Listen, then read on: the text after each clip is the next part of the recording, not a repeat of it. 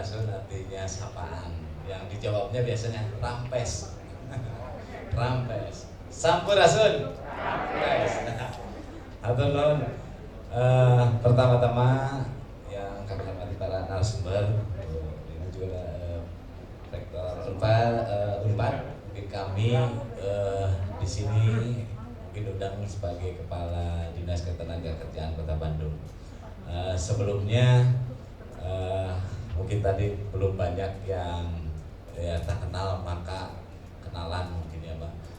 Jadi saya akan memperkenalkan diri dulu. Nama saya Andri Darusman.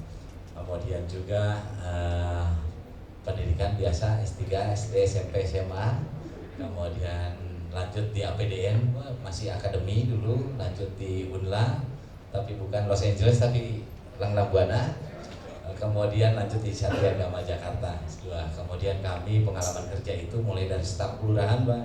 Staf kelurahan, kemudian juga KUR, kemudian sekpur, kemudian lurah, kemudian sekcam, kemudian camat, kemudian kabag.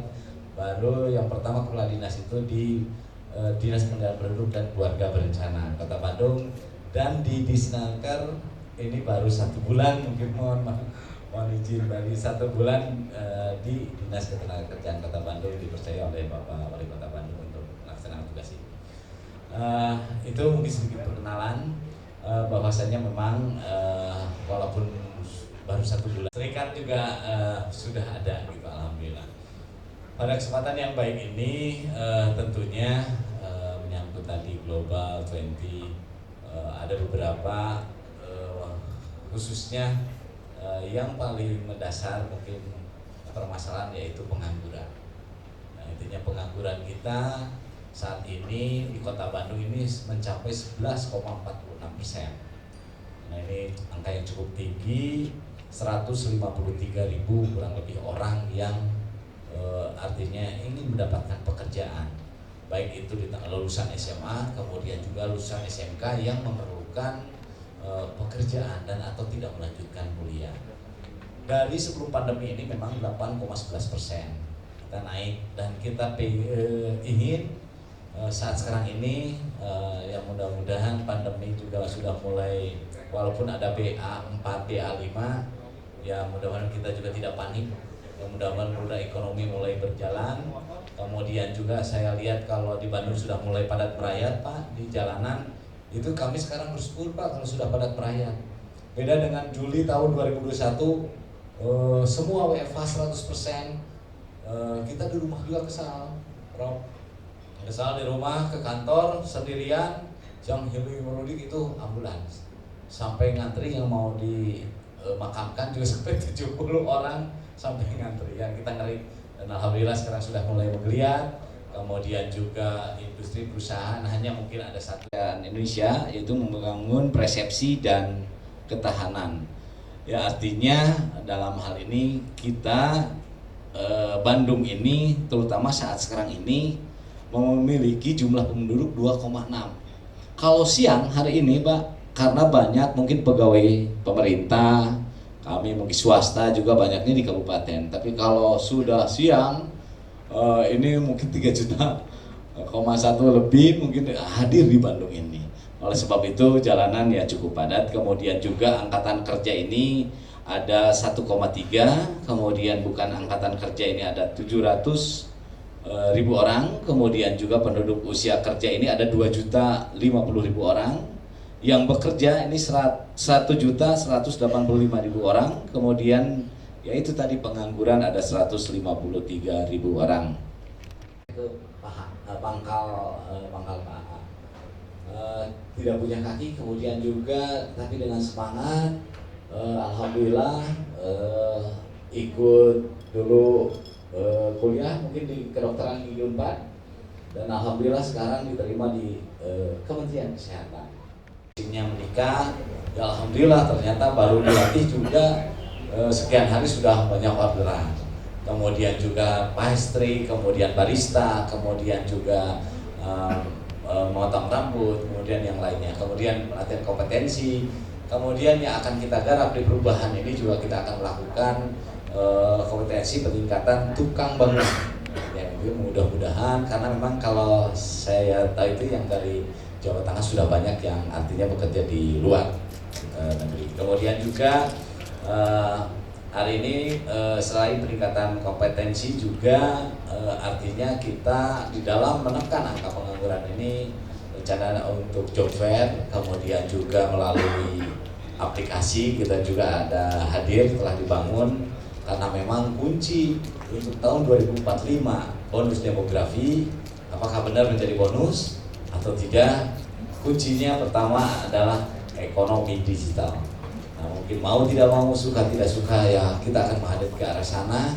Kemudian yang kedua adalah ekonomi hijau.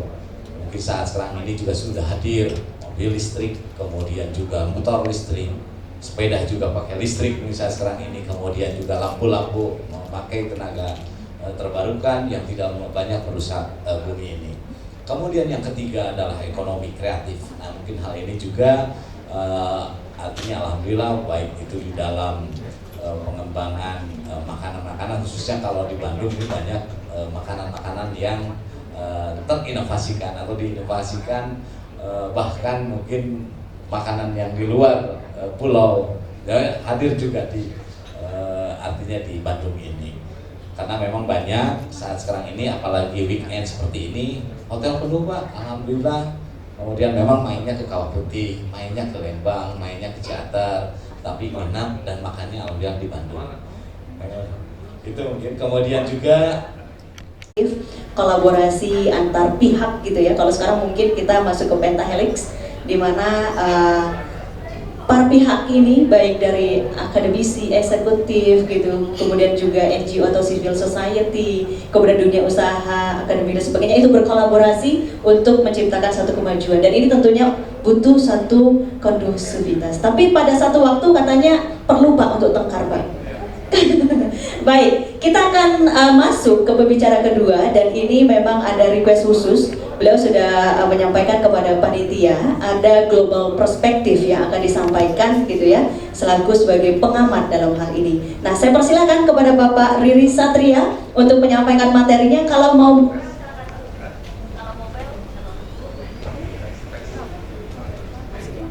tes, oke. Terima kasih Mbak. Mohon ditanyakan, Mas. Banyak perempuan. Bapak dan Ibu, mohon izin saya sambil jalan-jalan. biar nggak ngantuk. Iya. Baik, Bapak dan Ibu, selamat siang. Assalamualaikum warahmatullahi wabarakatuh. Senang berjumpa dengan Bapak dan Ibu. Mungkin sebagian dari kita pernah berjumpa pada saat penjulian barangkali, gitu ya. Saya Riri Satria. Hari ini saya akan membahas judulnya HR 4.0, praktek manajemen SDM. HR 4.0, praktik manajemen SDM di era masyarakat cerdas 5.0. Jadi mungkin di waktu pencurian Bapak dan Ibu pernah mendengar pertanyaan saya, konsep human capital apa yang Bapak dan Ibu adopsi? Nah, setidaknya sekarang mari kita coba membahas mengenai konsep human capital. Bahkan saya akan maju ke satu generasi setelah konsep human capital. Karena sesungguhnya konsep human capital itu adalah generasi ketiga dalam evolusi praktek manajemen SDM di dunia. Sekarang dunia sudah masuk generasi keempat. So, mari kita lihat bersama-sama. Baik, lanjut Mas. Saya sangat suka dua buku ini. Buku ini buku lama. Judulnya The Loyalty Effect dan Loyalty Rules. Di buku ini dibuat oleh kantor konsultan terkenal yang masuk top 10 di dunia, kantor konsultan bisnis dan manajemen, namanya Bain & Company. Bain & Company melakukan survei apa yang dilakukan oleh perusahaan-perusahaan sukses dalam rangka memenangkan kompetisi. Sebetulnya riset-riset sejenis banyak dilakukan oleh berbagai perusahaan. Tapi menarik melihat hasil riset dari Bain & Company. Kami kita berpikir kompetisi itu hanya satu lini. Apa itu? Kompetisi memperebutkan pasar, memperebutkan pelanggan. Ternyata tiga. Jadi ada tiga kompetisi itu. Kompetisi pertama adalah to get profitable customers, untuk mendapatkan pasar, customer. Itu sudah kita kenal sehari-hari. Itulah kompetisi. Tapi Bapak dan Ibu, ternyata perusahaan juga berkompetisi memperebutkan investor. To get investor. Ya, kalau tidak, mengapa perusahaan go public? Gitu ya, di bursa saham dan sebagainya. Dan yang terakhir, nah ini yang menarik. Ini adalah menjadi apa ya, yang relevan dengan topik bahasan kita hari ini. To get high competence talents. Ternyata perusahaan juga berkompetisi saat ini mendapatkan talenta-talenta yang kompeten untuk menjalankan perusahaan. Karena talenta yang kompeten itulah yang akan mencetak kita mampu berkompetisi di level 1 to get profitable customers. Jadi kalau begitu, untuk membuat perusahaan kita kompetitif, maka ide dasarnya dari Frederick Reichel adalah ciptakan SDM kita kompetitif terlebih dahulu. Hanya SDM yang kompetitiflah yang bisa mengajak atau membawa perusahaan menjadi kompetitif. Idenya begitu, Bapak dan Ibu. Lanjut, Mas. Sama. Kalau begitu, manajemen SDM itu apa sesungguhnya? Prinsip dasar manajemen SDM itu adalah, Bapak Ibu lihat di bagian ini, sebelah kiri itu ada namanya job. Di perusahaan ada job. Supaya perusahaan jadi kompetitif, ada job yang harus dilakukan. Dan job itu memiliki uraian pekerjaan atau job description, tanggung jawab dan kewenangan, persyaratan umum jabatan, standar kompetensi jabatan, dan ukuran kinerja dari jabatan itu. Itu job side, sisi dari jobnya. Bapak dan Ibu, satu lagi ada human side, sisi manusianya. Di mana manusia itu ada kondisi fisik, kondisi psikologis, ideologi dan kepercayaan, kecerdasan, kompetensi, sikap dan perilaku. Persoalannya adalah manajemen SDM di perusahaan itu bagaimana melakukan matching atau menyesuaikan antara SDM yang mengawaki dengan tuntutan pekerjaan tersebut. Jadi sebetulnya, Bapak dan Ibu, ukuran keberhasilan manajer SDM atau direktur SDM adalah sejauh mana matching ini tercapai. Bukan jumlah training, bukan jumlah ini, bukan. Itu hanyalah cara. Ukuran keberhasilannya, Bapak dan Ibu. So, ini adalah kerangka dari manajemen SDM. Kalau kita lihat buku teks manajemen SDM, Bapak dan Ibu kalau baca, ya begini-begini aja, putar-putar situ aja. Tetapi lebih mendetail di masing-masing bidang. Ya, lebih mendetail. Begitulah prinsip dari manajemen SDM. Lanjut. Nah, persoalannya sekarang dunia berubah. Praktek manajemen SDM tidak sama dengan 20 tahun yang lalu, Bapak dan Ibu. Mengapa? Sekarang perkembangan teknologi, industri 4.0, society 5.0, mungkin itu Bapak Ibu sudah pada dengar itu, saya tidak akan mengulangi lagi. Gap antar generasi, nah ini persoalan sekarang di dalam banyak organisasi. Mengapa? Para board of directors itu generation X, karyawan menengah generation Y, staff di bawah generation Z. Culture-nya beda. Bapak dan Ibu. Bapak Ibu marahin karyawan di bawah itu, kamu gini, besok dia tulis di Instagram dia, atasan sialan. So, we have generation gap di dalam perusahaan. Itu isu yang tidak kalah peliknya juga, Bapak dan Ibu. Globalisasi juga, Bapak dan Ibu udah tahu lah. Kemudian kondisi VUCA, volatile, uncertainty, complexity, and ambiguity. So, kita memiliki banyak tantangan. Dan semua tantangan itu membawa kita ke arah praktek manajemen SDM yang terus diperbarui dan terus diperbarui. Maka, sangat tidak mungkin kita menggunakan praktek manajemen SDM 2 generasi yang lalu untuk mengatasi persoalan sekarang. Baik, Bapak dan Ibu, saya akan lanjut.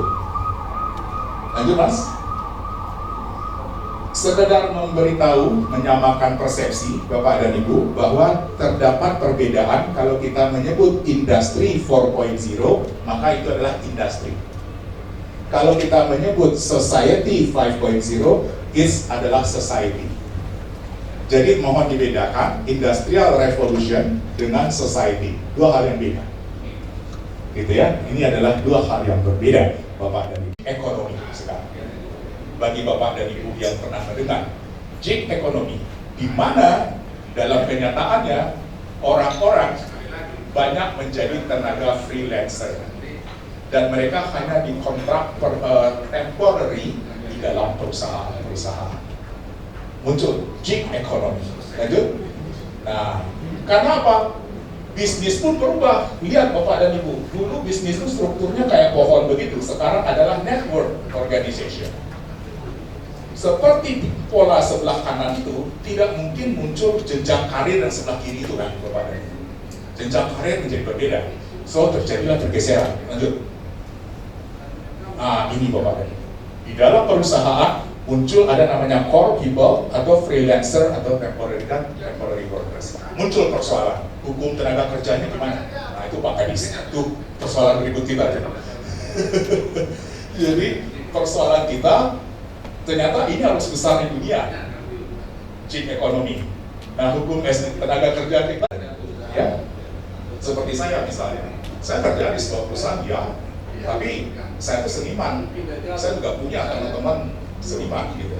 Hari ini saya mungkin pakai resmi, tapi jangan heran kalau di Taman Ismail Marzuki, Jakarta, Bapak dan Ibu ketemu saya kayak seniman. Jadi itu bisa saja, Bapak dan Ibu. Social asset, core competence. Waalaikumsalam warahmatullahi wabarakatuh. Luar biasa pemaparan dari Pak Dede Satria. Terima kasih Bapak. Memang gig economy ini luar biasa ya, karena saya sendiri itu eranya 90 ke atas Pak. Jadi kalau mungkin di sini saya tidak tahu ya, di generasi kami milenial Gen Z gitu ya, kami memang aktif di kegiatan freelancer, kemudian juga punya banyak komunitas-komunitas untuk mengembangkan skills kami gitu, dan kami memang banyak terhubung dengan itu tadi. Saya aktif Pak di Upwork dan sebagainya. Selain memang punya home base gitu ya untuk pekerjaan utama. Nah, mungkin Bapak Ibu juga mengikuti ya, ada yang heboh terakhir ini. Salah satu developer utamanya Netflix gitu ya, sudah digaji 500 juta satu bulan. Keluar. Alasannya apa? Bosan katanya. Karena ya rutinitas. Kalau dulu pada saat mengembangkan mungkin perlu tantangan ya, harus berinovasi, harus dan sebagainya, kejar target ya. Ketika itu sudah menjadi sebuah rutinitas dan sudah menghasilkan gitu ya, aduh bosan sekali gitu. Jadi tidak ada sesuatu yang menarik, dan ini memang fenomena dari gig economy. Nah, untuk sore hari ini kita juga akan mendengarkan pemaparan dari perspektif bidang di dunia usaha gitu ya. Dan sore hari ini kita sudah kedatangan Bapak Haris Mustarto. Beliau adalah Chief Administration Officer dari PT ABM Investama Tbk. Mungkin akan menceritakan gitu ya bagaimana nih sebenarnya. Silakan Pak. Assalamualaikum warahmatullahi wabarakatuh. Waalaikumsalam warahmatullahi wabarakatuh. Hari ini saya grogi. Jadi tadi kan dari Pak Kadis Naker udah ceritain menuntut, dari Pak Riri juga nyampaikan, nanti ada Profesor ini. Ini untuk sebagai alasan pembenaran dulu, kalau nanti salah kan sudah dikasih preambul. Kalau dari Pak Riri tadi, saya nggak tahu apakah yang kami lakukan itu Human Capital 4.0 atau 5.0, urutan di mana. Tapi yang jelas konteksnya kami akan berbagi, sehingga nanti teorinya di mana, nanti dari teman-teman semuanya. Kalau ditanya ini konsep dari buku apa, teori, saya nggak bisa jawab. Kami akan share untuk pengalaman kami. Yang paling penting nomor 2-nya, sebenarnya saya nggak kompeten untuk nyampaikan, karena sebenarnya saya hanya cheerleader aja di ABM Investama. Sebenarnya profesional yang menjalankan ada dari tim kami yang sekarang ada di sini. Ada Pak Yusi ini yang komandannya dari salah satu head human capital kami, ada Pak Edi Barka, Pak Andrea sama Pak Rino yang bukan di ABM. Sehingga saya diperintahkan mereka untuk bisa sharing. ibu-ibu, para panelis, Dewan Juri dan juga teman-teman semuanya sedikit berbagi, dan nanti teman-teman kalau akan menanyakan bisa langsung interact untuk ke situ. Tapi jangan tanya konsepnya dari buku apa, saya nggak tahu. Itu kalau bahasanya kita street smart, sehingga kita belajar dari jalan. Oke, slide 1. Terus, nah ini pengantar dulu. Sebenarnya nanti kalau sebenarnya satu slide ini kalau selesai nggak apa-apa. Tapi rangkumannya, pemikiran kami adalah nomor 1, alhamdulillah dari sisi yang lain kita ada pandemi. Sebelumnya ada VUCA tadi disampaikan. Kalau saya menyampaikan nggak VUCA, tapi TUCA, sudah bukan volatile tapi turbulent. Karena perubahannya cepat sekali, nggak volatile lagi. Sehingga udah turbulent, kompleks, dan sahabat-sahabatnya. Plus global change, perubahan global yang cepat. Sehingga 2 tahun terakhir ini, kita di human capital dihadapi suatu perubahan yang dulu dengan VUCA aja udah teorinya udah banyak. Terus global ekonomi, perubahan secara bisnis, secara global, kebijakan global, tambah ada ESG, tambah seru lagi. Dan terakhir, kita ada pandemi. Sekarang itu reality. Ketika kami berbicara di tim kami, ini kenyataan. Kalau ditanya apakah kita bisa menolak, seandainya bisa menolak, kami akan menolak. Kita demo tadi Pak. Tapi karena kami nggak dikasih pilihan untuk menolak, kita terima. Dan we believe bahwa everything happen for reason. Sehingga apapun yang terjadi di dunia ini, Allah Subhanahu Wa Taala pasti ada hikmah. Maka kami melihat ketika itu terjadi, we accept. Kalau ada suatu kejadian, kita analisis banyak, nanti malah puyeng menganalisis. Kita accept ada pandemi, kita accept ada VUCA, kita ada perubahan global. Yang bisa kita hanya fokus on what thing that we can control. Di dalam bisnis itu, kita hanya fokus terhadap hal-hal yang bisa kita kontrol. Kalau yang nggak bisa kita kontrol, kita nggak usah menganalisis paralisis. Nah, ketika itu terjadi, dari teori analitik kita lakukan, dari teori Tuhan, pasti Tuhan ada hikmahnya segala terjadi. Atau sebenarnya itu alat paksa. Karena bagi saya, change yang terjadi itu dia ada alat paksa. Salah satunya dikeluarkan terakhir COVID itu adalah cara Allah untuk memaksa kita untuk berubah. The way we are working, the way we are thinking, dan the way kita bersyukur, itu yang kita lihat. Kita nggak bisa expect kebaikan dengan cara yang nggak baik. Tambah lagi dengan keikhlasan. Ketika kita the way of working, maka productivity. Ternyata setelah 3 bulan pertama kita bisa ada suffer, setelah 3 bulan productivity kita, industri mulai membaik, kita bagus. Nah, parameter kami itu dari situ kita lihat produk ukurnya adalah dari result dibandingkan cost, sesimpel itu. Maka kita ukur namanya EBITDA per people cost. Maka tidak ada biaya people itu mahal. Dengan konsep itu tidak ada people cost itu mahal. Yang mahal adalah kalau kita mengeluarkan duit tapi nggak ada recovery-nya.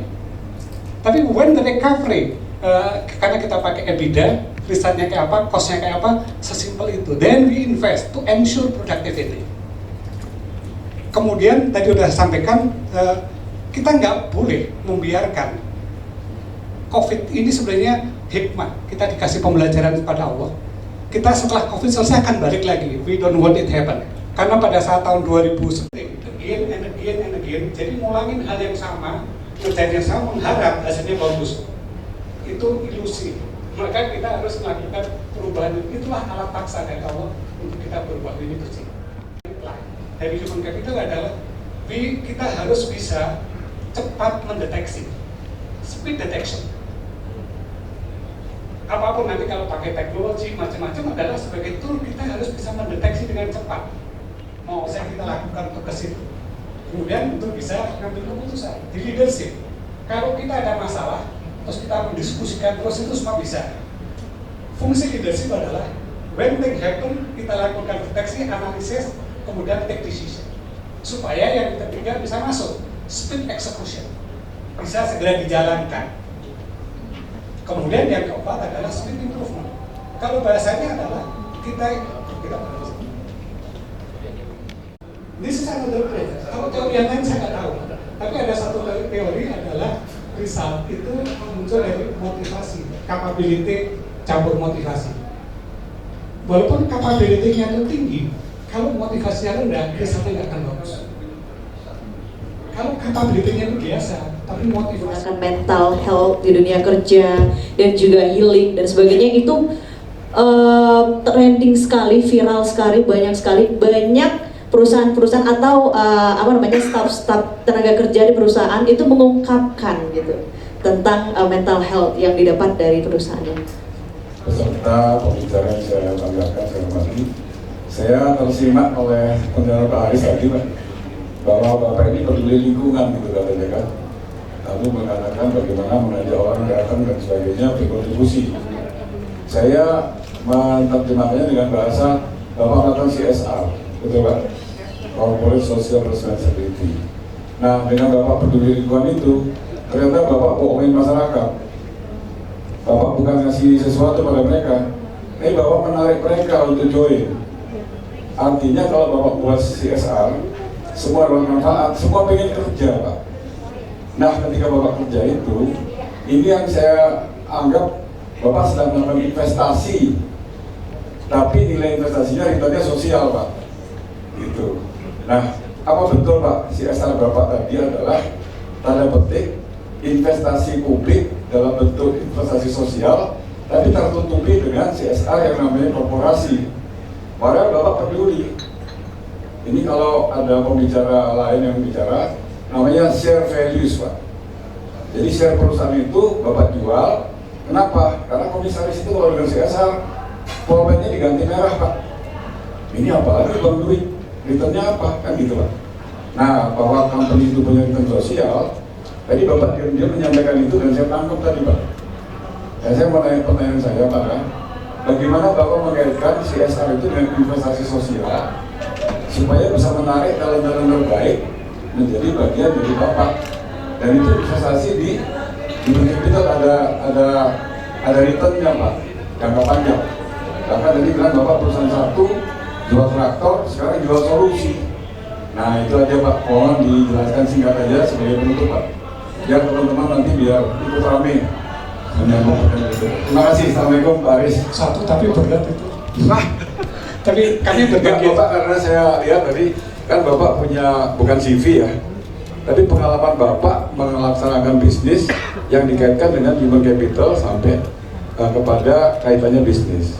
Saya kira human capital itu dari pimpinan puncak sampai yang glosor-glosor itu Pak. Jadi di luar itu PR Bapak itu adalah pegawai yang berinteraksi dengan masyarakat.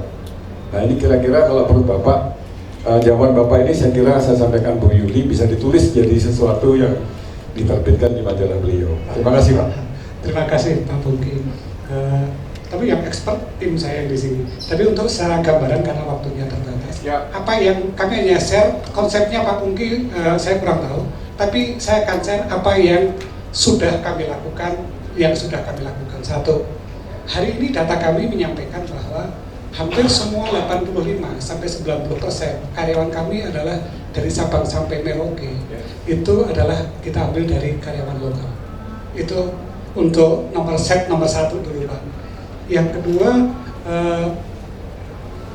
karena kita berangkat dari founder kita Pak Met Hamami adalah agar perusahaan kita bisa, niatnya adalah penciptaan lapangan kerja yang berkualitas bagi sebagian besar rakyat Indonesia, artinya memberikan kemanfaatan ke masyarakat. Dari awal nanti dari Pak Disnaker itu kita nggak ingin sebenarnya kita kan di lokal, kita nggak mau hanya sebenarnya hakikatnya kita nggak mau ngambil orang lokal karena dia orang lokal, kita ngambil karena profesional. Maka yang kita lakukan secara sosial, kita bekerja sama dengan Departemen Pendidikan untuk membuat sekolah namanya SMK Co-op, itu mulai dari Timika, mulai di Sorong, di Kalimantan, yang terakhir di Aceh, di Melabu gitu. Tapi yang jurusan alat berat karena kami di tambang. Jadi kita buat kerjasama sama Departemen Pendidikan, kurikulumnya dibuat, sekolahnya kita bantu, tapi nggak kita ambil alih karena kita respect stakeholder, kita kolaborasi dengan Pak dari Pak Bupati, Pak ke Departemen Tenaga Kerja untuk agar memunculkan employment yang bagus. Dan standar kurikulumnya adalah internasional standar, pakai Caterpillar karena pakai alat berat. Sehingga yang lulusan dari situ sih, insya Allah, yaitu kadang-kadang diambil orang lain. yang kita harus ikhlas itu bagian dari social contribution. Tapi begitu lulus, hampir semua lulusan itu langsung kita ambil. Sehingga ketika saya merekrut orang lokal, saya nggak ambil karena kelokalannya, karena dia quality, dan we believe ternyata Allah itu memberikan itu merata, hanya dia opportunity-nya yang berbeda. Itu komitmen yang kita lakuin. Ternyata kalau kita tuh melakukan kebaikan dengan sosial orang lokal, kalau terjadi apa-apa, itu mereka protecting us. Mereka protect us. Dan kemarin di tes COVID, itu tambah keren lagi. Ternyata mobilitasnya kan saya nggak perlu lalu lalangnya rendah Pak, kos saya juga rendah Pak, dan stable untuk di situ. Ternyata ada hikmahnya. Itu baru yang nomor satu untuk employment. Dan ketika dari almarhum Pak Men, kita nggak pernah membedakan suku, ras, agama. Sehingga semua pun dari, ketika kita ambil dari lokal, yes, tapi ketika pada level supervisor, itu sudah harus kita anotasi. Dan itu bagian dari development, walaupun nanti kita kembalikan Pak. Jadi walaupun kita ambil dari lokal, setelah dia pada level tertentu di atas foreman, dan dia di key talent, dia akan kita putar-putar bagian dari development, deployment. Sehingga kita banyak yang kita lakukan. Yang kedua, di antara sosial dari ketenaga kerjaan, kita selalu mencoba, karena karyawan kami plus outsource itu banyak banget. Itu beberapa hal yang terkait, karena kita ada mes dan lain-lain untuk makan, untuk kegiatan yang lain-lain, kita selalu menggunakan kondisi yang ada di lokal. Di samping itu, beberapa pendidikan, tadi kan ada SMK, karena kita di SSB, ini ada Pak Reki, kan untuk maka kita ingin meninggalkan hal-hal yang bermakna dan berkah. Itu dari Welki. Kemudian terkait sama lingkungan, untuk environmental kita lakukan. Termasuk kalau terjadi mitigasi bencana, dimanapun kita berada, kita ada. Dan pendidikan di bidang kesehatan. Karena, again, tadi komitmen kami di tambang adalah safety and health. Itu nomor satu. Sehingga ada edukasi yang kita lakukan ke karyawan maupun keluarga karyawan. Itu sih Pak Pungki yang kami lakuin ya Pak ya. Konsepnya saya nggak tahu, itu dari Bapak saya nggak tahu. Baik, terima kasih kepada Pak Haris Mustarto dan juga Pak Ahmad Purnomo. Izin tadi memang kita biasanya panggilnya Pak Pungki gitu untuk bahasa gaulnya gitu ya Pak. Izin, beliau adalah salah satu dewan juri dalam kegiatan Haji 2022 ini. Harusnya kita masuk dalam Fortune 100 company di Indonesia. Alhamdulillah itu berkat dari para juri kemarin, pecahnya banyak. Terima kasih. Luar biasa, baik.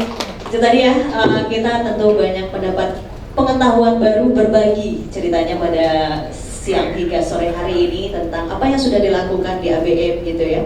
Dan itu mungkin nanti bisa jadi oleh-oleh buat teman-teman ini dari lintas perusahaan yang hadir hari ini, atau juga dari akademisi dan sebagainya. Nah, kita akan masuk ke materi selanjutnya oleh Prof. Rina. Agak dingin ya Prof. Tapi saya mencatat banyak poin gitu ya, terutama tentang tenaga kerja yang high competence tadi gitu, bagaimana harus diciptakan para tenaga kerja yang karena mereka bukan aset tapi sebuah investment. Dan bagi kami sendiri, kebetulan saya di corporate communication ya Bu ya, dan master juga di situ. Setiap tenaga kerja itu adalah mewakili perusahaannya. Jadi sehingga tidak hanya kompetensinya gitu, tetapi dia juga harus memahami visi, kemudian nilai-nilai dalam perusahaan yang itu harus disampaikan keluar gitu. Jadi kalau orang PR kami gitu, itu hanya menonjolkan atau mendorong gitu, tetapi sesungguhnya yang menjadi PR itu adalah semuanya gitu. Dan baik, terima kasih. Assalamualaikum warahmatullahi wabarakatuh. Saya coba izin buka. Terima kasih, tadi kita sudah mendengarkan dengan sangat baik. Saya sampai belajar banyak, terima kasih. Ada Pak Haris, ada Pak Riri Satria, ada Pak Andre, dan Pak Irfan. Jadi Bapak Ibu sekalian gini, saya memang dari perguruan tinggi, tetapi saya menikmati karena kebetulan juga ya CEO juga ya sekarang ya, jadi punya SDM, bagaimana ditransformasi menjadi human capital, dan seterusnya. Cerita tadi adalah comfort, rasanya setuju. Nah, beberapa kata-kata penting tampaknya tanpa sengaja itu saya ambil di sini gitu, jadi berarti saya tidak salah-salah betul dalam menyimpulkan. Sesi ini kesimpulan, kalau boleh 10 menit aja. sisa kan.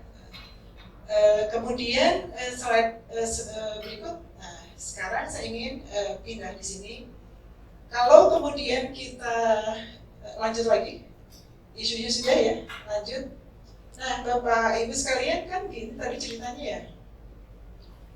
Sangat setuju human capital itu adalah orang yang ujung-ujungnya harus mengkreasikan nilai, value creation, economic value creation. Kalau orang itu tidak bisa menghasilkan sesuatu bagi institusi tidak memunculkan value creation, itu bukan human capital.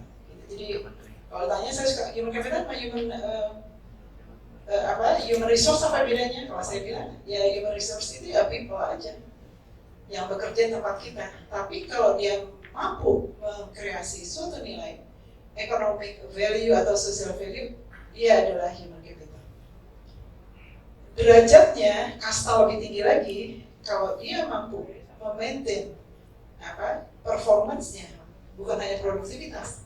Performance-nya tadi dibilang tambahin, bukan hanya produktif, bukan hanya berkontribusi pada EBITDA, profit dan sebagainya, tapi mampu dia mengibarkan value perusahaan, maka dia adalah talent kita.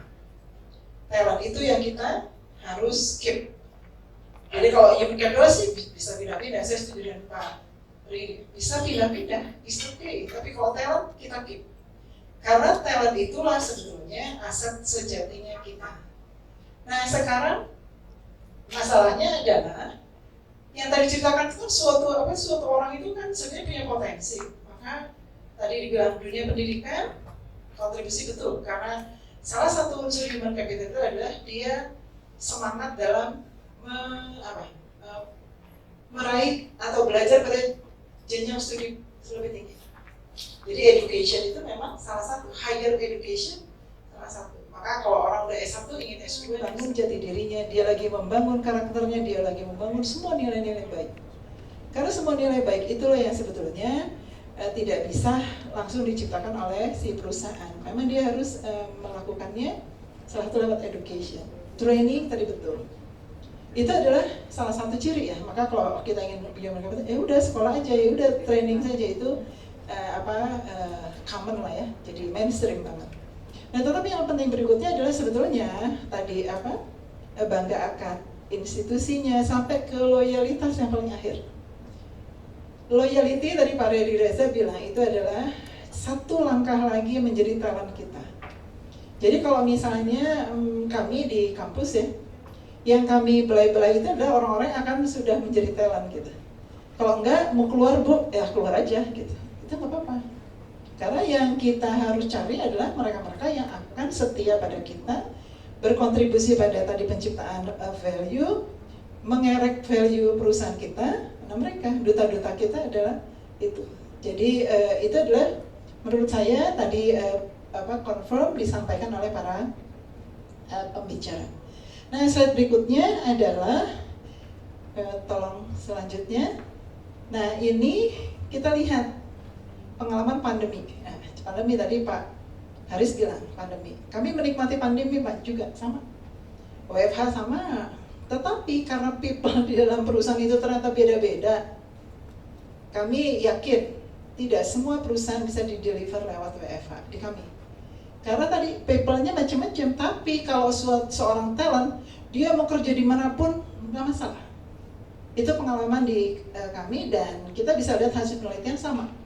Jadi kalau yang bisa kerja di mana-mana itu memang itu adalah sejatinya talent kita dan dia akan loyal dan kemudian yang cilaka adalah si talent ini berpikir untuk pindah kerja. Nah baru kita yang tadi slide sebelumnya saya sampaikan nanti kita akan bicara tentang total reward. Kemudian menciptakan diferensiasi perusahaan dan sebagainya. Jadi kampus juga Pak Haris sama kami berpikir diferensiasi untuk job. Karena kalau jobnya masih sama, perusahaannya nggak akan shifting. Jadi jangan dipikir kampus itu hanya sekedar kelas ngajar gitu, enggak, no. Kami menciptakan banyak diferensiasi. Karena kalau tidak ada tambahan job buat si people kami. Kalau tidak ada tambahan job, tidak akan ada kreativitas, tidak akan ada inovasi. Jadi kami menciptakan banyak sekali diferensiasi job. Nah, perusahaan yang baik adalah demikian, karena dia bisa men-challenge human resource-nya, kemudian menciptakan lapangan kerja. Karena kalau ada diferensiasi pasti ada profit kan sebetulnya, wajar. Nah, kalau kita lihat di dunia dan di Indonesia, jangan lupa kategori people tadi. Kalau talent itu dia mau pindah ke apa Pak tadi generasi alpha atau kayak apa, dia digital ya oke. Dia mau apa santai-santai sambil produktif oke. Pokoknya multitasking lah. Tapi sisanya jangan lupa Pak Andri tadi, jangan lupa itu ada yang namanya low skill job. Ada middle skill job. Nah, itu yang 3 kategori itu menjadi penting kita lihat. Di tempat saya pun sama, ada yang high, ada yang middle, ada yang low. Nah, kalau yang kita lihat menarik datanya ya, ternyata trennya yang paling menyusahkan itu yang middle skill job, yang paling menyusahkan. Banyak perusahaan di dunia itu yang paling. Nah, yang menjual pusing adalah yang middle skill job. Nah, diferensiasi itu adalah untuk yang middle skill job. Gitu. Unpad punya perusahaan nih Pak sekarang. Karena kami adalah PTNBH, kami buat anak-anak perusahaan. Jadi kami punya PT-PT walaupun kecil-kecil nggak kayak Pak Haris ya, tapi insya Allah nanti jadi besar. Kami punya rumah sakit, kami punya gitulah ceritanya, punya training juga center gitu, punya bidang agro. Pokoknya kayaknya Pak kampus kalau punya anak perusahaan menjadi apa ya, lengkap Pak. Mulai dari pertanian sampai TOEFL test sampai rumah sakit. Bayangkan. Tapi kecil-kecil, tapi buat kami nggak apa-apa, itu diferensiasi. Orang yang middle skill job masuk di situ, bagi gitu ya, latih sesuai dengan apa jobnya, biar nggak gaduh. Karena kalau gaduh, si top pimpinan itu apa ya bahasa Sunda gandeng gitu apa, gangguin aja gitu ya. Jadi itu yang harus. Terima kasih Bapak Ibu. Perkenalkan, nama saya Nur Anissa Istiqomah. Saya dari PT Dirgantara Indonesia dan posisi saat ini saya Kepala Departemen atau HC Manager, terutama di bidang manajemen karir, talenta, dan pengetahuan. Nah, ada 2 pertanyaan yang ingin saya sampaikan. Pertama kepada Bapak Andri, yang kedua kepada Bapak Riri. Yang pertama kepada Bapak Andri, apakah ada Pak kegiatan volunteer di Dinas Kota Bandung gitu ya, yang apa namanya, misalkan kita ingin membantu gitu ya, mengaplikasikan ilmu yang kami punya gitu kan, terutama dalam HR, untuk membantu calon tenaga kerja ini untuk meng-coach gitu kan, bagaimana cara dia menuliskan wawancara kerja, CV, misalkan menghadapi seperti itu. Apakah ada kegiatan volunteering? Kalau misalkan ada, mungkin barangkali saya ingin bergabung Pak, seperti itu. Yang kedua, untuk Pak Riri, tadi sangat menarik sekali ya Pak ya untuk konsep HC-nya, HC 4.0. Nah, bagaimana konsep ini bisa diterapkan ke dalam organisasi kami, dan bagaimana sih langkah-langkah atau strategi yang bisa kita lakukan untuk menerapkan konsep HC 4.0. Kemudian satu lagi, ternyata 3 untuk Ibu, Bu Rina.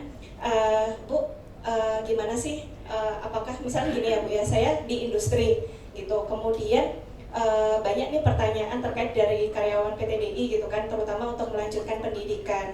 Nah, kebanyakan orang-orang itu bahwa ngapain sih kamu tuh S3 gitu kan. Nah, sejauh mana tingkat pendidikan itu dapat berpengaruh terhadap jenjang karir seseorang, terutama kalau misalkan di kami itu kan banyak prakteknya ya Bu ya. Nah, kalau misalkan untuk S3 gitu kan, apakah sebagai praktisi itu memang perlu melanjutkan pendidikan ke strata yang lebih tinggi seperti itu? Karena kebetulan di kami banyak sekali kami memberikan beasiswa juga gitu, tapi kami sedang memperhitungkan berapa sih proporsinya gitu yang paling tepat gitu. Seperti itu Bu, terima kasih. Baru ya.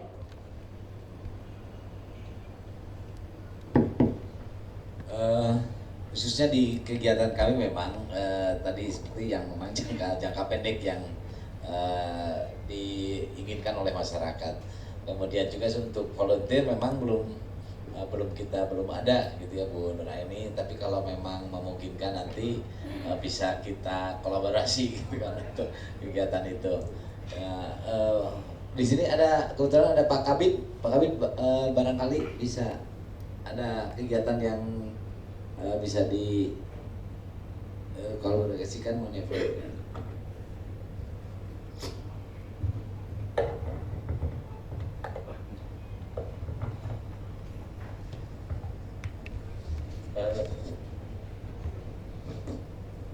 Baik, terima kasih. Ini ada pertanyaan yang bagus dari PTDI kaitan dengan kegiatan voluntary job ini. Kita tiap tahun ada, cuman memang 2 tahun terakhir kita kemarin terganjal dengan COVID. Mulai tahun ini kita ada, nanti juga kita kombinasikan dengan kegiatan job fair. Itu kita menyediakan untuk kegiatan voluntary ada bimbingan jabatan, ada open recruitment dan sebagainya. Bahkan kita juga mendorong kepada bursa kerja khusus BKK yang ada di perguruan tinggi, SMK, SLTA dan lembaga pelatihan untuk melakukan hal demikian. Khususnya contohnya besok hari Senin kita juga akan membuka sekaligus untuk membuka job fair, open recruitment, juga memberikan bimbingan jabatan, memberikan bimbingan dan penyuluhan jabatan semacam itu, dan itu nanti akan kita buka, kita rangkum dan kita buat grup untuk masing-masing grup. Kita tiap ada kegiatan itu dibuat yang mudah aja WA group, dan jadi nanti Tes. Baik, terima kasih Mbak Nur Anissa. Ketika kita ingin menerapkan, kita mulai dari mana? PTDI BUMN kan Bu ya? Oke, nah, berarti kita sama. Jadi pengalaman saya, penerapan yang sangat strategis ini di BUMN itu mulai dari rapat Dewan Direksi. Ya, jadi kebetulan saya komisaris di pelabuhan dan saya mengawasi 2 hal, IT dan Human Capital. Jadi menugaskan Dewan Direksi untuk mengadopsinya, langsung diadopsi. Gitu ya. Jadi juga mengawasi transformasi digital di pelabuhan. Jadi memang itu diterapkan. Jadi memang kalau level strategis itu perlu komitmen di C-level. C-level.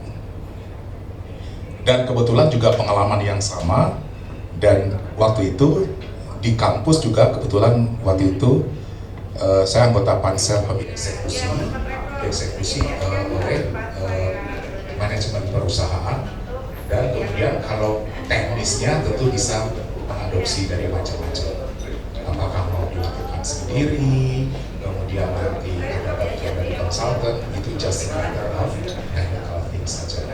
Tapi nawaitunya itu memang kebanyakan yang saya amati itu top down gitu ya. Saya malahan belum menemukan contoh sukses yang bottom up. Itu banyaknya top down. Itu penerapannya.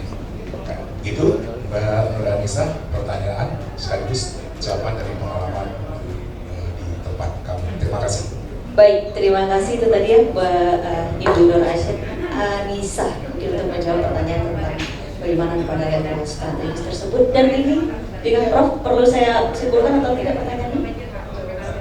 Oke, silakan Prof. Ya, baik, jawaban langsung ya sambil promosi ya. Kalau mau sekolah silakan bukan. Kita itu nanti kalau Pak Riri menjadi dosen silakan bukan. Bu Anissa, tadi saya cerita diferensiasi. Saya terus terang ya lagi menerapkan ilmu saintis. Saya sebetulnya bidangnya ekonomi dan strategi. Jadi bicara industri, tapi bicara beyond. Jadi apa frontier itu bisa kita pindah-pindah.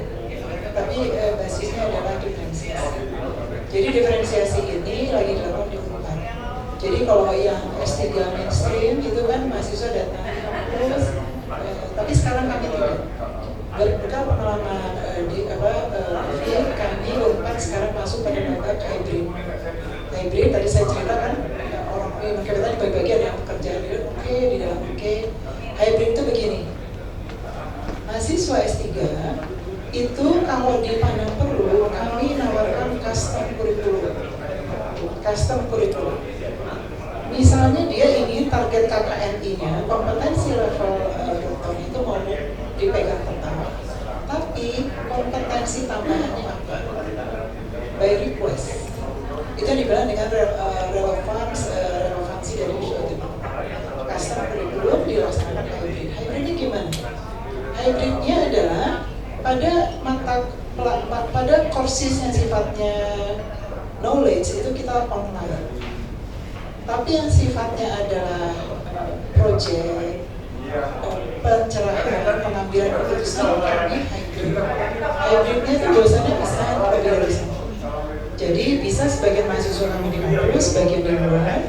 Dosennya ada yang di Unpad, ada yang di luar negeri misalnya, jadi dosennya bisa luar. Jadi disitulah ada digital plus bahasa Inggris. Itu adalah yang S3 custom. Lalu berikutnya, kelebihannya apa? Tadi untuk apa S3? Sekali lagi saya sampaikan, S3 itu mewujudkan human capital yang intelek. Intelek itu adalah, jangan lupa, pengambilan keputusan terbaik di dunia. Riset apapun mengatakan adalah based on research. Gak bisa lagi. Jadi tidak by intuition, di mana-mana bilang itu mau keputusan orang based on research, based on data, maka kita ada big data analysis gitu ya. Nah jadi adalah di situ sebetulnya S3 kami itu akan bertransformasi. Jadi melatih calon CEO atau CEO adalah sobat mengambil keputusan based on research, jangan apa? Karena tadi kompleks, dunia ini sekarang udah kompleks. Nah kalau kompleks itu ditalar-talar, gimana?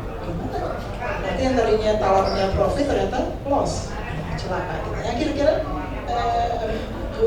seperti itu. Jadi itu yang penting S3 ya. Jadi S3 itu bukan hanya sekedar konon, tidak sekedar gelar, tapi gelar adalah segalanya.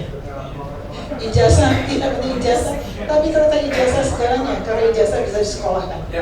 Gitu kira-kira. Padahal bukan, harusnya nggak begitu. Nah kami lagi ke situ.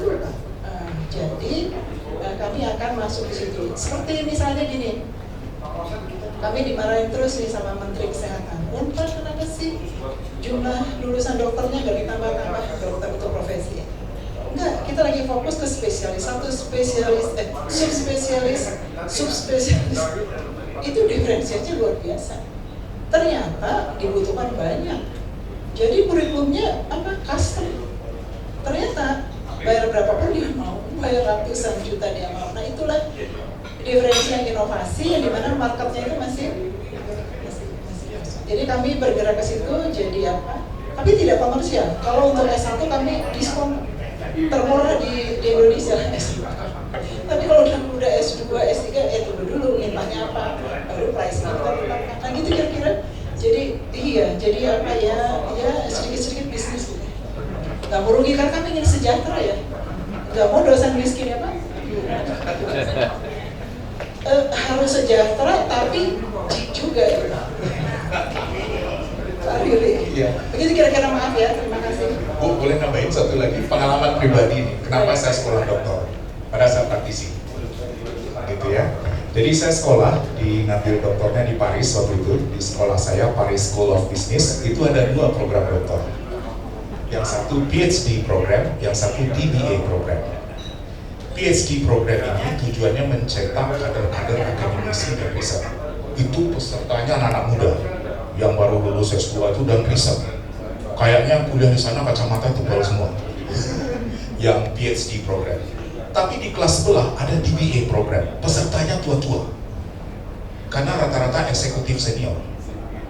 Jadi teman sekelas saya itu partnernya Ernst & Young dari Brazil, kemudian direktur Pertamina-nya Jordania, gitu ya. Jadi percaya nggak DBA program tuh kami apa? Jadi jadi kami itu sekolah sekian lama di Paris, kemudian pulang ke negara masing-masing, bikin paper, bikin itu, balik lagi ke Paris, gitu presentasi. Kemudian belajar kelompok, yuk, ayo sekarang di mana? Di Indonesia. Besok di mana? Besok di Lebanon, gitu kan. Jadi sebetulnya ada sebuah sekolah yang mencetak eksekutif unggul. Itu DBA program, Doctor of Business Administration, tapi bukan PhD program. Kalau Mbak mau sekolah untuk bisnis, my suggestions masuk ke DBA program, karena kita akan dilatih di sana business decisions, bukan menjadi peneliti. Dan yang ngajar pun adalah profesor-profesor mantan CEO. Jadi memang ada yang seperti itu. Terima kasih. Baik, itu tadi administrasi negara. Kemudian untuk magister hukum bisnis dari UGM juga. Kemudian untuk S3-nya di Development Planning and Management di Science University of Malaysia. Kemudian banyak sekali diklat perencanaan, pendidikan kepemimpinan juga sudah diikuti. Dan untuk aktivitas, saat ini Biro Perencanaan Kementerian Ketenagakerjaan Republik Indonesia, kemudian juga Inspektorat Kota Subulu Salam Provinsi Aceh, staf ahli Wali Kota Bidang Ekonomi dan Pembangunan Provinsi Aceh, dan PLT, Direktur Politeknik Ketenagakerjaan. Nah, langsung saja Pak Elviandi, waktu dan tempat kami, persilakan.